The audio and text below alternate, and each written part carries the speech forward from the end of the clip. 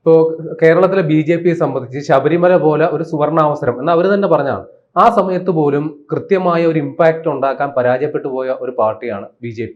പക്ഷെ ആ ഒരു സ്ഥലത്തേക്കാണ് അതിന്റെ സംസ്ഥാന നേതൃത്വത്തിലേക്ക് രാജീവ് ചന്ദ്രശേഖർ എന്ന് പറയുന്ന കോർപ്പറേറ്റ് ബുദ്ധിയുള്ള ഒരു അഡ്മിനിസ്ട്രേറ്റർ വരുന്നത്. അദ്ദേഹം വന്ന ആക്ഷേപം പോലും മലയാളം മര്യാദക്ക് സംസാരിക്കാൻ പറ്റാത്ത ഒരു നേതാവ് ഇദ്ദേഹം വന്നിട്ട് കേരളത്തിൽ എന്ത് ചെയ്യാനാണ് എന്നുള്ളതാണ്. പക്ഷേ ആ രാജീവ് ചന്ദ്രശേഖർ ഇന്ന് BJP സംസ്ഥാനത്ത് കേരളത്തിൽ ആ പാർട്ടിയെ മുന്നിൽ നിന്ന് നയിക്കുന്നു. തെരഞ്ഞെടുപ്പ് പ്രഖ്യാപിക്കുന്നതിന് മുമ്പ് തന്നെ തെരഞ്ഞെടുപ്പ് പ്രചാരണ പ്രവർത്തനങ്ങൾ ആദ്യം എത്തിയ പാർട്ടി എന്ന നിലയിൽ ഒരു വലിയൊരു സാന്നിധ്യമായിട്ട് രാജീവ് ചന്ദ്രശേഖർ മാറുകയാണ്. അപ്പോ ഈ യഥാർത്ഥ ക്യാപ്റ്റൻ ഇപ്പോൾ ആരാണ്? പിണറായി വിജയനാണോ അതോ രാജീവ് ചന്ദ്രശേഖർ ആണോ? യഥാർത്ഥ കിങ് മേക്കർ രാജീവ് ചന്ദ്രശേഖറാണെന്ന് ഞാൻ പറയും. 2026 ഇലക്ഷൻ കഴിഞ്ഞ് പെട്ടി പൊട്ടിക്കുമ്പോൾ രാജീവ് ചന്ദ്രശേഖറിന്റെ വാക്കിന് വില വരും. മാറാത്തത് മാറും എന്ന് മാത്രമല്ല, മാറി നില്ലടാ ഞാൻ പറയുന്നവൻ മുഖ്യമന്ത്രിയാകും എന്ന് പറയുന്ന അവസ്ഥയിലേക്ക് വരും. അതാണ് വരാൻ പോകുന്നത്. എന്തുകൊണ്ട്? 2 കാരണങ്ങളാണ്. ഒന്ന്, BJP ഒരു 10 സീറ്റിൽ കുറയാതെ ഇത്തവണ NDA പിടിക്കും. അത് 15 ആയാലും അത്ഭുതപ്പെടേണ്ട എന്നുള്ളതാണ് സാഹചര്യം. വരുന്ന ദിവസങ്ങളിൽ അത് അതിനിർണായകമാകാൻ പോവുകയാണ്.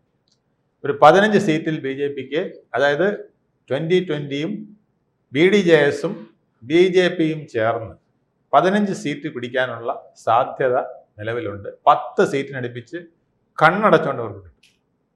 ആരിനി എന്ത് ചെയ്താലും കിട്ടും എന്നുള്ള അവസ്ഥയാണ്.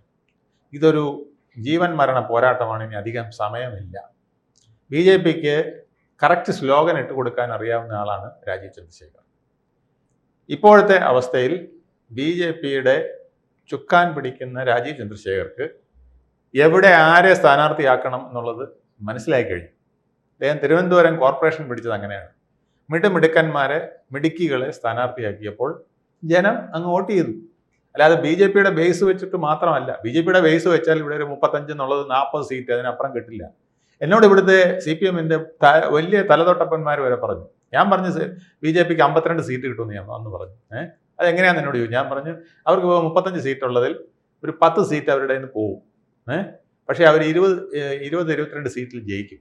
അങ്ങനെ ഒരു 47 സീറ്റ് കിട്ടാം. 47 സീറ്റ് കിട്ടിയാലും എങ്ങനെ ഭരണം പിടിക്കും? നിങ്ങൾ പറയുന്ന 52 ആവുന്നു. ഞാൻ പറഞ്ഞു 47 പ്ലസ് 10 കട്ട മത്സരം നടക്കുന്ന സ്ഥലങ്ങളുണ്ട്. അല്ല 5 എണ്ണം കൂടെ കിട്ടുമ്പോൾ അത് 52 ആവും. ഞാൻ പറഞ്ഞതിൽ തെറ്റിപ്പോയ 2 സ്ഥലങ്ങൾ മാത്രമേ ഉള്ളൂ. അതൊന്ന് പേട്ടയിൽ BJPയുടെ ഗോപാലകൃഷ്ണൻ വളരെ മോശമായ പെർഫോമൻസിലേക്ക്, പ്രൊഫസർ ഉണ്ടല്ലോ, അദ്ദേഹം വളരെ മോശമായ പെർഫോമൻസിലേക്ക് വന്നു പോയതൊന്ന്. പിന്നെ കവടിയാറ് ചെറിയ ഒരു വോട്ടിന് ശബരിനാഥ് രക്ഷപ്പെട്ടത്. പിന്നെ ഒന്ന് ഇവിടെ ചെല്ലമംഗലത്ത് ഒരു പരാജയമുണ്ടായി. ഈ 3 സ്ഥലങ്ങളിൽ അവർക്ക് നല്ല, അതുപോലെ പട്ടത്തും വേണമെങ്കിൽ അവർക്ക് ജയിക്കാവുന്നതായിരുന്നു. അത് ഈ 4 സ്ഥലത്ത് പോയതാണ് അവരുടെ. അല്ലെങ്കിൽ അവർ കേവല ഭൂരിപക്ഷം 52 എന്ന് പറഞ്ഞ് ഞാൻ ഫിഗറിൽ നിർത്തുമായിരുന്നു, നിൽക്കാൻ പറ്റുമായിരുന്നു. ഞാൻ ഇവിടുത്തെ ലോക്കൽ പൊളിറ്റിക്സ് അറിയാവുന്നതുകൊണ്ട് ഞാൻ പറഞ്ഞതാണ്. അതുപോലെ തന്നെ പിക്ചർ വന്നു. അതെന്തുകൊണ്ടാണ് വന്നത്? എനിക്കറിയാം ഇവിടുത്തെ പ്രാദേശിക നേതാക്കളുടെ ഒന്നും കഴിവല്ല. തീർച്ചയായിട്ടും RSSന്റെ കാര്യകർത്താക്കൾ കിണഞ്ഞ് പരിശ്രമിച്ചിട്ടുണ്ട്. അവരുടെ പ്രവർത്തനം അതിഭയങ്കരമായിരുന്നു. ഗ്രൗണ്ട് ലെവലിൽ അവരിറങ്ങി നല്ലപോലെ പ്രചരണം നടത്തിയിട്ടുണ്ട്. അത് അവരുടെ മിടുക്കായിരുന്നു. പക്ഷേ അതല്ല കാര്യം. നമുക്ക് ഇപ്പം നമ്മളൊരു സാധനം കാണിച്ചു കൊടുക്കുമ്പോഴേ നമ്മളൊരു പ്രോഡക്റ്റ് മാർക്കറ്റിൽ ഇറങ്ങും. അതാണ് മാർക്കറ്റിംഗ് വിദഗ്ധനായ രാജീവ് ചന്ദ്രശേഖരൻ്റെ മിടുക്ക്. നമ്മളൊരു പ്രോഡക്റ്റ് മാർക്കറ്റിൽ ഇറക്കുമ്പോൾ ആ പ്രോഡക്റ്റ് കൊള്ളാവുന്നുള്ളത് മാത്രം പോരാ, അതിന് കാണാനും ഒരു ഭംഗിയാണ്. കവറ് നല്ലതായിരിക്കണം. അത് പൊട്ടിക്കുമ്പോൾ നല്ലൊരു സ്മെല്ല് വേണം. ഇങ്ങനെയുള്ള ചില കാര്യങ്ങളുണ്ട്. അതുപോലെ ഈ രാഷ്ട്രീയത്തിലും ഇങ്ങനത്തെ ഒരു സാധനം ആവശ്യമാണ്. ഒരു സ്ഥാനാർത്ഥി അങ്ങ് നിന്നാൽ പോരാ, ആ സ്ഥാനാർത്ഥിയെ കാണുമ്പോൾ തന്നെ നമുക്ക് കൊള്ളാമല്ലോ എന്ന് തോന്നും. ആദ്യത്തെ വർത്താനം വിളിക്കുമ്പോൾ നമുക്കറിയാൻ പറ്റണം മിടുക്കൻ അല്ലെങ്കിൽ മിടുക്കി. ഇതുപോലത്തെ സാധനങ്ങൾ BJPയിൽ കുറേ നാളായിട്ട് ഇല്ലായിരുന്നു. കാരണം BJPക്കകത്ത് വേണ്ടാത്ത ഒത്തിരിയാണ്. ഞാനിത് പറയുമ്പോൾ പല BJPക്കാർക്കും അതിൽ തന്നെ ഊന്നി ചോദിക്കാനുള്ളത്, നമ്മൾ രാജീവ് ചന്ദ്രശേഖറിന്റെ പെട്ടെന്നുള്ള ഇൻസ്റ്റന്റ് സക്സസ് എന്ന് ഒറ്റ വാക്കി പറയുന്ന അപ്പോൾ തന്നെ മുൻപുള്ള BJP നേതൃത്വം ഉണ്ടല്ലോ, ഇപ്പൊ K. സുരേന്ദ്രൻ ആയിക്കോട്ടെ, V. മുരളീധരൻ ആയിക്കോട്ടെ, 2 വശത്ത് നിന്ന് അങ്ങോട്ടും ഇങ്ങോട്ടും വലിയോട് വലിയായിരുന്നു. അപ്പൊ ഈ വടംവലി അതല്ലേ വാസ്തവത്തില് കഴിഞ്ഞ കുറെ കാലം, അതായത് ഒരു 10 വർഷം മുമ്പ് BJP എത്തി നിൽക്കേണ്ട ഒരു അവസ്ഥയിൽ ഇപ്പോഴും എത്തിയിട്ടില്ല എന്നൊരു അവസ്ഥയ്ക്ക് യഥാർത്ഥ കാരണം ഈ 2 നേതാക്കള് അവർക്ക് പറ്റിയ അങ്ങോട്ടും ഇങ്ങോട്ടുള്ള പരസ്പര വൈരവും വടംവലി ആയിരുന്നില്ലേ? അവര് മാത്രമല്ല, എല്ലാവരും വടംവലിയായിരുന്നേ. ഇപ്പൊ ശോഭാ സുരേന്ദ്രന്റെ ഒരു റെക്കോർഡ് നമുക്കറിയാമല്ലോ. എവിടെ പോയാലും അവര് 10,000 വോട്ട് കൂടുതലേ പിടിച്ചിട്ടുള്ളൂ. പിന്നെ കഴക്കൂട്ടത്ത് വന്ന് കടകംപള്ളിയെ ഓതിരം ഘടകം ഓടിക്കുമെന്നാണ് എല്ലാവരും പ്രതീക്ഷിച്ചത്. പക്ഷെ അവിടെ വന്നപ്പോൾ അവർക്ക് അവരുടെ കളി മാറിപ്പോയി. BJPക്ക് പിടിച്ച വോട്ടിൽ അധികം ഒന്നവർക്ക് നേടാൻ കഴിഞ്ഞില്ലെന്ന് മാത്രമല്ല, പല വോട്ടുകളും, നിർണായകമായ പല വോട്ടുകളും നഷ്ടപ്പെടുകയും ചെയ്തു. എന്തുകൊണ്ട് നഷ്ടപ്പെട്ടു? അവിടെ ഒരു കാലുവാരൽ നടന്നിട്ടുണ്ട്. മനസ്സിലായില്ലേ? കടകംപള്ളിക്ക് കഴിഞ്ഞ തവണ 2016 കിട്ടിയതിനേക്കാൾ ഇരട്ടി ഭൂരിപക്ഷത്തിലാണ് അദ്ദേഹം രണ്ടാമത് 21 ജയിച്ചത്. എന്തുകൊണ്ടാണ്? കടകംപള്ളിയുടെ മിടുക്ക് ഉണ്ട്. കടകംപള്ളിക്ക് SDP-യുടെ വോട്ട് പിടിക്കാനും കാര്യങ്ങളും അറിയായിരുന്നു. പിന്നെ അമ്പല കമ്മിറ്റികളുടെയൊക്കെ കുറെ പേരുടെ വോട്ട് പിടിക്കാൻ അദ്ദേഹത്തിന് കഴിഞ്ഞിട്ടുണ്ട്, ഇല്ലാന്ന് ഞാൻ പറയുന്നില്ല. പക്ഷെ അതിനേക്കാൾ ഉപരി ശോഭാ സുരേന്ദ്രന്റെ ശോഭ കെടുത്താൻ ചിലർ ശ്രമിച്ചു. എനിക്ക് യാതൊരു സംശയവുമില്ല. അതുകൊണ്ടാണ് അവിടെ കടകംപള്ളി തന്നെ ആദ്യം ഒന്ന് ശങ്കിച്ചതാണ്. ശോഭയുടെ ആ വരവ് അതിഭയങ്കരമായിരുന്നു. അവരുടെ ആദ്യത്തെ പ്രചരണത്തിന്റെ ഇറക്കവും വരവും ഡയലോഗും എല്ലാം ഗംഭീരമായിരുന്നു. പക്ഷേ ഇവിടെ ചിലർ പാലം വലിച്ചു. ആ പാലം വലിച്ചുകൊണ്ടാണ് പാവത്തിന് ഇവിടെ ദയനീയമായിട്ട് തോൽക്കേണ്ടി, 20,000-ൽ പര വോട്ടിന് തോൽക്കേണ്ടി വന്നത്. അതുകൊണ്ടാണ് ഈ പ്രശ്നം പാർട്ടിക്കകത്ത് നിലനിൽക്കുകയായിരുന്നു. അതിന്റെ കാരണം എന്തറിയാമോ? ഇതിന്റെ തലപ്പത്തിരിക്കുന്ന ആളിന് കുറെ താല്പര്യങ്ങളുണ്ട്. അപ്പൊ അയാൾ ഒരു ലോബി അങ്ങോട്ടുണ്ടാക്കും, വേറൊരു ലോബി ഇങ്ങോട്ടുണ്ടാക്കും. ഞാൻ വ്യക്തിപരമായ പേര് പറയുന്നില്ല. ആരായാലും അവരിങ്ങനെയാണ് ചെയ്തുകൊണ്ടിരുന്നത്. പക്ഷെ രാജീവ് ചന്ദ്രശേഖർ വന്നപ്പോൾ രാജീവ് ചന്ദ്രശേഖർ ആദ്യം പറഞ്ഞത്, എനിക്ക് വേറെ ഒരു ഉദ്ദേശവുമില്ല, ആർക്ക് വേണം മിടുക്കൻ ആരാണോ അവർക്ക് സീറ്റ് എടുത്തുകൊണ്ട് കൊണ്ടുപോയി ജയിച്ചു വാ, താമര ഞാൻ നിനക്ക് ചിഹ്നമായിട്ട് തരും. ഇത് തന്നെയാണ് തിരുവനന്തപുരത്ത് നടന്നത്. അദ്ദേഹത്തിന് ഈ പിന്നെ ഇവിടുത്തെ 23,650 മണ്ഡലത്തിൽ വാർഡിലും പോയി ഇതുപോലെ നടത്താൻ പറ്റൂല. ഒരു വ്യക്തിക്ക് ഒരു ലിമിറ്റേഷൻ ഉണ്ട്. അദ്ദേഹത്തിന് കിട്ടിയ തിരുവനന്തപുരം അദ്ദേഹം ഭംഗിയായിട്ട് ചെയ്തു. അതുപോലെ തന്നെയാണ് ഇപ്പം 140-ൽ ഒരു 35 മണ്ഡലങ്ങൾ അദ്ദേഹം എണ്ണിപ്പെറുക്കി വെച്ചിട്ടുണ്ട്. ശരി, അവിടെ മികച്ച സ്ഥാനാർത്ഥികളെ കൊടുക്കുക, മികച്ച ഇലക്ഷൻ സ്ട്രാറ്റജി പ്രയോഗിക്കുക എന്നുള്ളത് അവർ തീരുമാനിച്ചു കഴിഞ്ഞു. ശരി, എനിക്ക് ഒരു കാര്യം കൂടി, അതായത് ഈ തിരുവനന്തപുരം കോർപ്പറേഷൻ ജയിച്ച അതേ ലാഘവ ബുദ്ധിയോടുകൂടി ഈ 140 മണ്ഡലങ്ങളും അതിൽ ഒരു മികച്ച സീറ്റ് കിട്ടും എന്നുള്ളത് നമുക്ക് ഈ ഘട്ടത്തിൽ പൂർണ്ണമായിട്ട് ഭയങ്കര ചെറിയ മുന്നേറ്റങ്ങൾ ഉറപ്പായിട്ടും ഉണ്ടാകുമെന്ന് കരുതാം. പക്ഷേ വലിയൊരു ആക്ഷേപം രാജീവ് ചന്ദ്രശേഖരനെ കുറിച്ചുള്ളത്, ഈ NDA എന്ന് പറയുന്ന മുന്നണിയിൽ അത് BDGS എന്ന് പറയുന്ന ഒരാൾക്കൂട്ടം മാത്രം, അവർക്ക് കാര്യമായ ഒരു വോട്ട് ബാങ്ക് ഉള്ളതായിട്ട് നമുക്ക് പറയാൻ പറ്റില്ല. ഇപ്പോൾ 2020 എന്ന് പറയുന്ന ചെറിയ കക്ഷി ഈ ചെറുമീനുകളെ കൂട്ടത്തിൽ കൂട്ടുന്നതല്ലാണ്ട് ഒരു പ്രബല കക്ഷിയെ NDAയിലേക്ക് എത്തിക്കുന്നതിൽ കാര്യമായ മുന്നോട്ട് പോക്ക് ഇതുണ്ടായിട്ടില്ല. ഇപ്പൊ കേരള കോൺഗ്രസുകളുമായിട്ടൊക്കെ പലവിധ ചർച്ചകൾ നടന്നു. എന്തുകൊണ്ടാണ്, എവിടെയാണ് ഈ തടസ്സം വന്നു നിൽക്കുന്നത്? നിങ്ങൾ ആരും വിചാരിക്കുന്നവരല്ല, ഈ പ്രബല കക്ഷിയൊന്നും ഇവിടെ ആവശ്യമില്ല. ഇപ്പൊ മാണി ഗ്രൂപ്പിന് ഇങ്ങോട്ട് കിട്ടിയ കോട്ടയവും ഇടുക്കിയും എല്ലാം പിടിച്ചോണ്ട് പോകുന്നല്ലേ നമ്മൾ വിചാരിച്ചത്. എന്നിട്ട് എവിടെയാ കോൺഗ്രസിന് കുഴപ്പം വന്നോ? കോൺഗ്രസ് കഴിഞ്ഞ തദ്ദേശഭരണ തെരഞ്ഞെടുപ്പിൽ കോട്ടയത്തെ മെജോറിറ്റി സീറ്റുകളും ഇടുക്കിയും പത്തനംതിട്ടയൊക്കെ എറണാകുളം വരെ അവർ പിടിച്ചില്ലേ? മാണി ഇല്ലാതെ വയ്യാത്ത ജോസഫിനെ വെച്ചിട്ട്, അവരുടെ ചെറു നേതാക്കളെ വെച്ചിട്ട് പിടിച്ചില്ലേ? അപ്പൊ അതെന്താ കാണിക്കുന്നത്? ഇവിടെ ഒരു ഘടകകക്ഷി ഇവിടെ ശരിക്കും പറഞ്ഞാണ്ടല്ലോ, ഈ രാഷ്ട്രീയ പാർട്ടികൾ മണ്ടത്തരമാണ് കാണിക്കുന്നത്. പ്രമുഖ കക്ഷികൾ 3 ഒറ്റയ്ക്ക് നിന്നാൽ മതി. ആ ഒറ്റയ്ക്ക് നിന്നാൽ അവർക്ക് ഇവിടെ സീറ്റ് പിടിക്കാന്നുള്ളതേ ഉള്ളൂ. മാർക്സിസ്റ്റ് പാർട്ടി തീരുമാനിക്കുകയാണ്, ഇലക്ഷൻ വരെ ഞങ്ങൾക്ക് ഘടകകക്ഷിയൊന്നും വേണ്ട, ഞങ്ങൾ 140 സീറ്റിൽ മത്സരിക്കും. കോൺഗ്രസും അതുപോലെ തീരുമാനിക്കും. BJP അതുപോലെ തീരുമാനിച്ചാൽ കളി മാറും. ഇവിടുത്തെ ഘടകകക്ഷികൾ ഏതെങ്കിലും സീറ്റിൽ, മുസ്ലിം ലീഗ് സീറ്റ് പിടിക്കും. മുസ്ലിം ലീഗ് 10-15 സീറ്റ് പിടിക്കും. അവരേത് ഗതികെട്ട കാലത്ത് ഒരു 15 സീറ്റ് അവർക്ക് കിട്ടാനുള്ള സംവിധാനം അവരുണ്ടാക്കി വെച്ചിട്ടുണ്ട്, അത് പിടിക്കും. പിന്നെ കേരള കോൺഗ്രസുകൾ എല്ലാം കൂടെ ആ സമയത്ത് വേണമെങ്കിൽ ഇപ്പൊ ഗതികെട്ട അവരെല്ലാം കൂടെ ഒന്നിക്കുമല്ലോ, ഒന്നിച്ചാൽ ചിലപ്പോൾ ഒരു 3-4 സീറ്റ് അവരും പിടിച്ചെന്നിരിക്കും. പക്ഷേ ഇവരെ അന്നേരം മാറ്റി നിർത്താന്നുള്ളതേ ഉള്ളൂ. ഇവിടുത്തെ മെയിൻ കക്ഷിക്ക് ആ സമയത്ത് ഇവരെ ശരി, ഇനി വേണമെങ്കിൽ നിങ്ങൾ വന്നു, നമുക്കൊരു മുന്നണി ഉണ്ടാക്കാം, അല്ലെങ്കിൽ ഒന്നിച്ച് ഭരിക്കാം എന്ന് തീരുമാനിക്കാവുന്നതാണ്. പക്ഷെ അതിന് ധൈര്യമുള്ള ഒരു നേതാവ് ഈ പാർട്ടിയൊക്കെ ഒന്നുമില്ലെന്നുള്ളതാണ്. കോൺഗ്രസിനില്ല, CPM-നും ഇല്ല, BJPക്ക് ഒറ്റയ്ക്ക് എങ്ങനെ ഇപ്പോൾ അത് ശ്രമിക്കാനും പറ്റില്ല. അപ്പോൾ ഈ മേമ്പൊടി മതി, അവിടെ മേമ്പൊടിയാണ് ഉള്ളത്. RSP എന്ന് പറഞ്ഞാൽ എന്താണ്? RSP പ്രേമേന്ദ്രനും ഷിബു, അത്രേ ഉള്ളൂ. അതുപോലെ തന്നെയാണ് അപ്പുറത്തും. ഇവിടെ ഒരു സാബു ജേക്കബ് ഉണ്ട്, അത് തന്നെയാണ് അവിടെ. ഇപ്പുറത്ത് BDJS എന്ന് പറഞ്ഞ തുഷാർ വെള്ളാപ്പള്ളിയുണ്ട്. അതിന്റെ തലപ്പത്ത് വേറൊരാള് 50% ഇങ്ങോട്ടും 50% അങ്ങോട്ടുമായിട്ട് വെള്ളാപ്പള്ളി നിപ്പുണ്ട്, അല്ലേ? വെള്ളാപ്പള്ളി നടേശൻ. അത് മതി. ഇവിടെ ഇതിനൊന്നും വലിയ പ്രസക്തി ഇല്ലെന്നേ. ഇതൊക്കെ ചുമ്മാ ഒരു മേമ്പൊടിയാണ്. പക്ഷെ ഇവന്മാർ മനസ്സിലാക്കുന്നില്ല ഇത് മേമ്പൊടിയാണെന്ന്. മനസ്സിലായില്ലേ? അവർ അപ്പോഴേ ഞങ്ങൾ ഭയങ്കരമാണെന്ന് വിചാരിക്കുകയാണ്. ഇത് ഇത്രയേ ഉള്ളു കഥ. അത് കേരള പൊളിറ്റിക്സ് ഇങ്ങനെയാണ്. ഈ ബാക്കി കുറച്ച് തൂപ്പലുകൾ ഇങ്ങനെ വെച്ചാൽ മതി. അത് ഒരു പ്രശ്നവുമില്ല. അതുകൊണ്ട് രാജീവ് ചന്ദ്രശേഖർ എടുത്തിരിക്കുന്ന സ്റ്റാൻഡ് കറക്റ്റാണ്. ഇപ്പം കുറച്ച് ക്രിസ്ത്യൻ വോട്ടുകൾ പിടിക്കാനായിട്ട് 2020 കറക്റ്റാണ്. അവർ സാബു ജേക്കബ് വളരെ ഡിസിപ്ലിൻഡ് ആയിട്ട് പാർട്ടിയെ കൊണ്ടുപോകാൻ അറിയുന്ന ആളാണ്. BDJS-ഉം നേരെ ചൊവ്വേ നിന്നാൽ അവർക്കും ഡിസിപ്ലിൻഡ് ആയിട്ട് ആ പാർട്ടിയെ കൊണ്ടുപോകാൻ കഴിയും. തുഷാർ വെള്ളാപ്പള്ളിക്ക് അതിനുള്ള കഴിവുണ്ട്. അദ്ദേഹത്തിൻ്റെ സംഭാഷണത്തിലും ആ ഒരു മിതത്വമൊക്കെ ഉണ്ട്. പക്ഷേ അനാവശ്യമായ ക്ലെയിമുകളൊന്നും ഇല്ലാതെ കുടം എവിടെയൊക്കെ ജയിക്കുമെന്നുള്ളത് അദ്ദേഹത്തിനൊരു ധാരണ വേണം. ചുമ്മാതെ എല്ലാം ഞങ്ങൾക്ക് വേണമെന്ന് പറയരുത്. ഞങ്ങളുടെ സ്ഥാനാർത്ഥി ആരായിരിക്കും, രാജീവ് ചന്ദ്രശേഖരുമായിട്ട് സംസാരിച്ച് ഞങ്ങൾക്ക് ഇന്നൊരു നല്ല സ്ഥാനാർത്ഥി ഉണ്ടെന്ന് പറഞ്ഞാൽ ശരി. ഇപ്പം തൃപ്പൂണിത്തറയിൽ സാബു ജേക്കബ് നിന്നാൽ വിജയിക്കും, പക്ഷേ അങ്ങനെ നിൽക്കില്ല. അതല്ലേ പ്രശ്നം. അതുകൊണ്ടാണ് ഇപ്പം 5-6 സിനിമാ താരങ്ങളെയും കൊണ്ട്, പ്രമുഖരൊന്നുമല്ല എന്നാലും ഇടത്തരം കുറച്ച് താരങ്ങളെയും കൊണ്ട് വരേണ്ടി വന്നത് അതുകൊണ്ടാണ്. ഇത് തന്നെയാണ് BDJS-ന്റെ പ്രശ്നം. കുട്ടനാട് BDJS-ന്റെ സ്ഥാനാർത്ഥിയായിട്ട് തുഷാർ വെള്ളാപ്പള്ളി നിന്നാൽ ജയിക്കും, പക്ഷെ നിൽക്കണ്ടേ?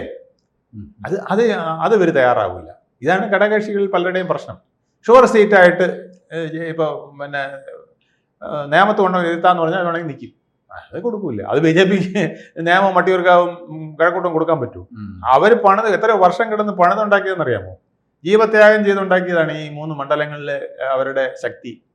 1984 കേരളവർമ്മ ഇവിടെ ഹിന്ദു മുന്നണിയായിട്ട് നിന്നപ്പോൾ തുടങ്ങി RSSകാർ പിള്ളേർ പണിതുണ്ടാക്കിയതാണ് ഈ തിരുവനന്തപുരത്തെ വോട്ടെന്ന് പറയുന്നത്. അതൊന്നും അവർ പെട്ടെന്ന് വിട്ടുകൊടുക്കില്ല. അതാണ് അവസ്ഥ. അതുകൊണ്ട് രാജീവ് ചന്ദ്രശേഖരൻ്റെ പാത കറക്റ്റാണ്. രാജീവ് ചന്ദ്രശേഖർ കറക്റ്റ് പ്രോഡക്റ്റിന് 35 എണ്ണത്തിന് ഇട്ട് തരും. 140-ൽ 35 എണ്ണം മിടുമിടുക്കന്മാരായിരിക്കും. ആ 35 എണ്ണം മതി അദ്ദേഹത്തിന്. പിന്നെ അതിൻ്റെ മാർക്കറ്റിംഗ് അദ്ദേഹത്തിന് അറിയാം. ഇപ്പം തന്നെ സിനിമാ താരങ്ങളെയൊക്കെ വെച്ച് കാണിക്കുന്നില്ലേ, ഒരു പുള്ളിയുള്ള പ്രൈം മിനിസ്റ്ററും പുള്ളി ഇല്ലാത്ത പ്രൈം മിനിസ്റ്ററും, ഇത് രണ്ടും ഒന്നാണ് അല്ലേ? ഇത് പിന്നെ കന്നാസും കടലാസും ശബരിമല സ്വർണ്ണക്കൊള്ള സംഭവത്തില് ഓരോ വിഷയത്തിലും ഇതെല്ലാം ഇത് തന്നെയാണ് പരിപാടി. ഇവര് പറയുകയല്ലാതെ ഇവർ തമ്മിൽ അന്തർധാര ഭയങ്കര ഇതാണ്. ഇപ്പോ വട്ടിയൂർക്കാവിലെ ശ്രീരേഖ IPS ആയിരുന്നപ്പോൾ അവർ പറഞ്ഞു, ഞാനിതുപോലെ വളരെ പാടുപെട്ട് ഒരു കേസ് ഡെവലപ്പ് ചെയ്തുകൊണ്ട് വന്നതാണ്. ഒന്ന് നമ്മുടെ വട്ടിയൂർക്കാവിലെ MLA ആയിരിക്കുന്ന പ്രശാന്തിനെതിരെ ഒരു കേസ് വന്നു. അദ്ദേഹത്തിൻ്റെ കുറച്ച് അഴിമതി കാര്യങ്ങൾ വന്നു, അതെൻ്റെ കയ്യിലുണ്ടായിരുന്നു.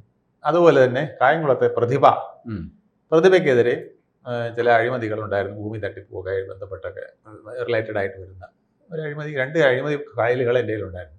ആ അഴിമതി ഫയലുകളും വെച്ചുകൊണ്ട് ഞാൻ അതിൻ്റെ അന്വേഷണത്തിന് പോയപ്പോൾ എന്നോട് അന്നത്തെ ആഭ്യന്തരമന്ത്രിയായിരുന്ന തിരുവഞ്ചൂർ വിളിച്ച് പറഞ്ഞു, ഒന്നിങ്ങി വന്നേ ആ ഫയലിംഗ് കൊണ്ട്. ഞാൻ ആ ഫയലെല്ലാം പഠിച്ചപ്പോൾ മന്ത്രിയുടെ എതിർഭാഗത്തിലുള്ളതാണല്ലോ. പ്രശാന്ത് CPM ആണ്, പ്രതിഭ CPM ആണ്. അപ്പോൾ ഇവർക്കെതിരെ ഒരു സാധനം കൊണ്ട് എന്നാൽ ഇപ്പം മന്ത്രി എന്നെ എടുത്ത് തലയെ വെക്കുമെന്ന് വിചാരിച്ചാണ് പാവം ഫയലും കൊണ്ട് എല്ലാം പഠിച്ച് സാർ അത് ഇന്നത് ചെയ്യാമെന്ന് പറഞ്ഞുകൊണ്ട് ചെന്നപ്പോഴാണ് പറഞ്ഞത്, അങ്ങനെ ഒരു ഫയലുണ്ടോ? ഉണ്ട്, അതെല്ലാം ഞാൻ കൊണ്ടുവന്നിട്ടുണ്ട് സാർ. അത് രണ്ടിലും ഒരുപാട് അപാകതകളുണ്ട്. അത് സാരമാക്കണ്ട, അപാകതകളൊക്കെ അവിടെ നിൽക്കട്ടെ, ഇതങ്ങ് സ്ലോ ഡൗൺ ചെയ്ത് ഒന്ന് ഐസാക്കി വിടാം. ഇത് തന്നെയാണ് ഇപ്പം പുള്ളിയുള്ള പ്രൈം മിനിസ്റ്ററും പുള്ളി ഇല്ലാത്ത പ്രൈം മിനിസ്റ്ററിനെ കാണിച്ചിട്ടില്ലേ? അത് ഇത് തന്നെയാണ്. കന്നാസും കടലാസും രണ്ടും ഒറ്റക്കെട്ടാണ് എന്നുള്ളത് ഇത് രാജീവ് ചന്ദ്രശേഖർ ഇവിടെ പച്ചയ്ക്ക് പറയും. ഇത് പറഞ്ഞാൽ തന്നെ വോട്ട് കിട്ടും. കാരണം ഇവന് ഒന്നാണ്. പിന്നെ നമ്മളിതിന് വേറെ വോട്ട് കൊടുക്കുന്നത്, ഇവനെതിരെ കൊടുക്കുന്ന വോട്ട് ഇയാൾക്ക് കൊടുത്താൽ മതി എന്ന് വിചാരിക്കും. നല്ല സ്ഥാനാർത്ഥികൾ നിർത്തിയിട്ടുണ്ടെങ്കിൽ ഇയാൾക്ക് വോട്ട് കൊടുക്കാമെന്ന് വിചാരിക്കും ജനത്തിന് അത്രേ ഉള്ളന്നേ. ജനം ഇവിടെ അസ്ഥി പിടിച്ച രാഷ്ട്രീയമൊന്നുമില്ല. ഒരു 58% സർവേ നടത്തി, 58% ഉണ്ട് നേരത്തെ തീരുമാനിച്ചു വെച്ചിരിക്കുകയാണ്. ആർക്ക് വോട്ട് ചെയ്യണം, BJPക്ക് വോട്ട് ചെയ്യണോ, കോൺഗ്രസിന് വോട്ട് ചെയ്യണോ, കമ്മ്യൂണിസ്റ്റിന് വോട്ട് ചെയ്യണോ എന്നുള്ളതിന് 58% തീരുമാനിച്ചിട്ടുണ്ട്. ബാക്കി ഒരു 20% കാൻഡിഡേറ്റ് വരുമ്പോൾ കാത്തിരിക്കുകയാണ്. മനസ്സിലായില്ലേ? നല്ല കാൻഡിഡേറ്റ് ആര് വരും എന്ന് നോക്കിയിരിക്കുകയാണ്. വേറെ ചിലരുണ്ട് കുറച്ചുകൂടെ ബുദ്ധിപൂർവ്വം ഈ സംസ്ഥാനത്തിന് ഗുണമുള്ളത് വല്ലതൊക്കെ ചെയ്യുമെന്ന് നോക്കി ഒക്കെ, പിന്നെ പ്രാദേശികമായ ചില വിഷയങ്ങൾ കൂടെ ബന്ധപ്പെടുത്തിയൊക്കെ ചെയ്യുന്ന, പിന്നെ ജാതി മത സംഘടനകളുടെ ചില പ്രശ്നങ്ങളൊക്കെ കൈകാര്യം ചെയ്യുന്നവരെ നോക്കി ചെയ്യുന്ന വേറെയും കുറച്ച് പേരുണ്ട്. അപ്പോൾ ഇതെല്ലാം കൂടെ വന്നു കഴിഞ്ഞിട്ട് പിന്നെ ഒരു 10% ഉണ്ട്. തലേ ദിവസം പോകാൻ 10 കൂടിപ്പോയാൽ ഒരു അല്ലെങ്കിൽ 7-8% തലേ ദിവസമാണ് നിശ്ചയിക്കുന്നത്. അവന് കൊടുക്കണോ ഇവന് കൊടുക്കണോ, എന്നാ പിന്നെ ഇവന് കൊടുത്തേക്കാം, ഇങ്ങനെ വിചാരിക്കുന്നവരുണ്ട്. അങ്ങനെ ഉണ്ട്. പിന്നെ പോകുന്ന വഴിക്ക് ഇത് കൊള്ളാമല്ലോ, ഒരുപാട് താമര പടാൻ കിടക്കുന്നു, അല്ലെങ്കിൽ ഇവിടെ അരിവാൻ ചുറ്റിയാണല്ലോ ഒത്തി ഇങ്ങനെ നിൽക്കുന്നത്, ഇവന് കൊടുക്കും. ഇതെല്ലാം അടുത്ത് വോട്ട് ചെയ്യാത്ത വലിയൊരു വിഭാഗം. ഇതെല്ലാം കണ്ടിട്ടും തലേ ദിവസം ഇനിയിപ്പോൾ നാളെ ഒരു ദിവസം 2 സ്മാളും ഒരു ചിക്കനും വെച്ചുകൊണ്ടിരിക്കുക. അവധി ദിവസമല്ലേ, സർക്കാർ ഇലക്ഷന് വേണ്ടി അവധി തന്നിരിക്കുകയല്ലേ. അപ്പോൾ ബെവറേജസ് ഇന്ന് നേരത്തെ വാങ്ങിച്ച് വെക്കണം, ആ സമയത്ത് കിട്ടൂല്ലോ. അതുകൊണ്ട് 2 സ്മാളും ഒരു 2 ചിക്കനും വാങ്ങിച്ച് ഫ്രൈ ചെയ്ത് അടിച്ച് ഉച്ചയ്ക്ക് നല്ല ഉറക്കമൊക്കെ കഴിഞ്ഞ് സമയം ഉണ്ടെങ്കിൽ വോട്ട് ചെയ്യാം. അപ്പോഴേക്കും 5 മണി, ഈ ഉറക്കം കൂടെ കഴിഞ്ഞ് എണീക്കുമ്പോൾ 5 മണി കഴിയും, വോട്ടും കാണില്ല. അങ്ങനെ ചെയ്യുന്നവരും ഉണ്ട്. അപ്പോൾ ഇതാണ് ജനത്തിൻ്റെ, കാരണം ജനത്തിനെ സീരിയസ് ആയിട്ട് എടുക്കാൻ ഇവരാരും തയ്യാറല്ല. ഇപ്പം രാജീവ് ചന്ദ്രശേഖർ അതിന് കുറച്ച് തയ്യാറായിട്ടുണ്ട്, അങ്ങനെ അതിനുള്ള ത്രാണിയുണ്ട്, പറയുന്നുമുണ്ട്. എനിക്കിതിനകത്ത് വരെ താല്പര്യമൊന്നുമില്ല. കേരളം ഒന്ന് നന്നായി കാണണം, അതിന് കുറച്ച് നല്ല സ്ഥാനാർത്ഥികളെ ഞാൻ ഇറക്കും. കേരളത്തിനൊരു മാറ്റം വേണം. ഈ പിന്നെ പുള്ളിയുള്ള പ്രൈം മിനിസ്റ്ററും പുള്ളി ഇല്ലാത്ത പ്രൈം മിനിസ്റ്ററും കടലാസും കന്നാസുമായിട്ട് കളിക്കുന്നതൊന്ന് അവസാനിപ്പിക്കണം. അതുകൊണ്ട് ഞാനൊരു സാധനം കൊണ്ടുവരുന്നു, ഒരു 10-15 സീറ്റ് എനിക്ക് തന്നാൽ ഞാൻ ഈ കളി യവന്മാർക്ക് പഠിപ്പിച്ചു കൊടുക്കാം. 2026 പെട്ടി പൊട്ടിക്കുമ്പോൾ എൻ്റെ കയ്യിൽ ഒരു 15 സീറ്റ് തന്നാൽ പിന്നെ 2ാം സ്ഥാനത്ത് നിങ്ങൾ ബാക്കി കുറച്ച് സ്ഥലത്ത് എനിക്ക് അതും മതി. കാരണം അതൊരു പ്രധാനപ്പെട്ടതാണ്. തെക്കൻ കേരളത്തിൽ പിന്നെ 2ാം സ്ഥാനത്ത് BJP വരും. 15 കഴിഞ്ഞ് ബാക്കി സീറ്റുകളുണ്ടല്ലോ, അതിൽ 10-20 സീറ്റിൽ 2ാം സ്ഥാനത്ത് ആര് വരുന്നു എന്നുള്ളത് പ്രധാനമാണ്. അവിടെ ആര് വരുന്നു എന്നുള്ളതിനനുസരിച്ചിരിക്കും കേരളത്തിൽ ആര് ഭരിക്കുന്നു. 3ാം സ്ഥാനത്ത് പോകുന്നത്, അതായത് BJP 2ാം സ്ഥാനത്ത് വരുന്നു, അപ്പോൾ 1ാം സ്ഥാനത്ത് ആര്, 2ാം സ്ഥാനത്ത്. അതായത് ഹിന്ദു വോട്ടുകൾ കൂടുതൽ കോൺഗ്രസിൽ നിന്ന് BJP പിടിക്കുമോ, CPM-ൽ നിന്ന് BJP പിടിക്കുമോ എന്നുള്ളതാണ് ഈ സന്ദർഭത്തിലെ ചോദ്യം. അത് ആര് കൂടുതൽ പിടിക്കുമോ അവിടെ 2ാം സ്ഥാനത്ത് BJP വരും. ആ 2ാം സ്ഥാനത്ത് BJP വരുമ്പോൾ 3ാം സ്ഥാനത്ത് പോകുന്നത് കോൺഗ്രസ് ആണെങ്കിൽ കോൺഗ്രസിൻ്റെ കാര്യം ഗോവി. അതാ 20 സീറ്റിൽ CPM-നാണ് 1ാം സ്ഥാനത്ത് വരാൻ പറ്റുന്നതെങ്കിൽ കോൺഗ്രസിൻ്റെ കാര്യം ഗോവി.